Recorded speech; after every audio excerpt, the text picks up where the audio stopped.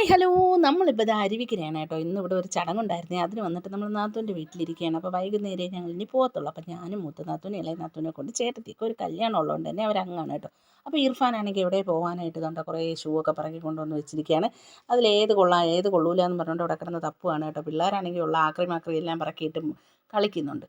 ഇതിനിടയിലാണെങ്കിൽ ചാറ്റൽ മഴ പെയ്തുകൊണ്ടിരിക്കുകയാണ്. അപ്പോൾ ഞാനും നദീറയത്തേയും കൂടെ ആട്ടിന് ഫുഡ് കൊടുക്കാനായിട്ട് പോകാമെന്ന് വിചാരിച്ചിട്ടോ. അങ്ങനെ ആട്ടിന് ഫുഡൊക്കെ കൊടുത്ത് അതിൻ്റെ കൂടൊക്കെ അടച്ചു വെച്ചിട്ടുണ്ട്. അതുങ്ങൾ തമ്മിലിടിയും തുടങ്ങി. ഫുഡ് കഴിക്കുക അടി കൊടുക്കുക ഒക്കെ ഒരുമിച്ച് തന്നെയാണ്. അതെല്ലാം കഴിഞ്ഞിട്ട് ഞങ്ങൾ വീട്ടിനകത്തോട്ട് വന്ന് കയറിയിട്ടുണ്ട്. പിന്നെ ആട്ടിനുള്ള കുറച്ച് പച്ചക്കറി ഐറ്റംസ്, പച്ചക്കറിയെല്ലാം നമ്മുടെ ഫ്രൂട്ട്സിൻ്റെയൊക്കെ തൊണ്ടും തോടും ഒക്കെ അരിഞ്ഞെടുക്കുകയാണ് ഇത്ത. തണ്ണിമത്തൻ്റെ തോടും പിന്നെ ഓറഞ്ചും ഒക്കെ ഉണ്ട് കേട്ടോ. ഇവിടുത്തെ ആടൊക്കെ ഓറഞ്ചും ആപ്പിളും ഒക്കെയാണ് തിന്നുന്നത്. അങ്ങനെ കുറേ ഉണ്ടായിരുന്നു. അപ്പോൾ ഞാനും കൂടെ ഇരുന്ന് ഹെൽപ്പ് ചെയ്ത് കൊടുത്തു. അപ്പോൾ ഇത്തായാണെങ്കിൽ അവിടെ ഇരുന്ന് പിള്ളേരുടെ കൂടെ കളിക്കുകയാണ്.